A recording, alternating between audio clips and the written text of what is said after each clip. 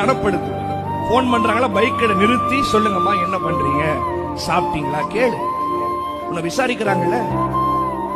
உனக்கு ஒரு பிரச்சனைனா உன் ஃப்ரெண்ட்ஸ் வர மாட்டான், உன் குடும்பம் தான் வரும். நீ ஆக்சிடென்ட் ஆகி ரோட்ல விழுந்துட்டீங்கன்னா உன் ஃப்ரெண்ட்ஸ் காசு தர மாட்டான், உங்க அப்பா தான் தலையை பிச்சுக்குவாரு என் பையனுக்கு ஆபரேஷன் பண்ணணும்னு. உன் ஃப்ரெண்ட்ஸ் வர மாட்டான். போன் பண்ணா வை வை வை வைப்பா, எடுக்காம மிஸ்டு கால். உங்க அப்பா அம்மா கூட மிஸ்டு காலே உன் ஹிஸ்டரியில் இருக்கக்கூடாது. ஒரு போன் பண்ணா நிறுத்தி அடுத்த செகண்ட் அடிச்சு கேளு. ஏன்னா ஒரு நாள் வரும் உங்க அப்பா அம்மா போன் நம்பர் இருக்கும், ஆனா உன்னை விசாரிக்க உங்க அப்பா அம்மா இருக்க மாட்டாங்க. அடக்கம் பண்ணிட்டு வந்ததுக்கு அப்புறம் வீட்டுக்குள்ள உங்க அப்பா உட்கார்ந்த சேர பாப்பேன், உங்க அம்மா இருந்த கிச்சனை பாப்பேன், அவங்க இருக்க மாட்டாங்க. சாப்பிட்டியான்னு உண்மையா கேட்கறதுக்கு ஒரு மனசு இருக்காது. இருக்கும் பொழுதே அவங்களை ரெஸ்பெக்ட் பண்ணு. கற்பனையிலே மேலான கற்பனை உன் தகப்பனையும் தாயும் கனம் பண்ணு.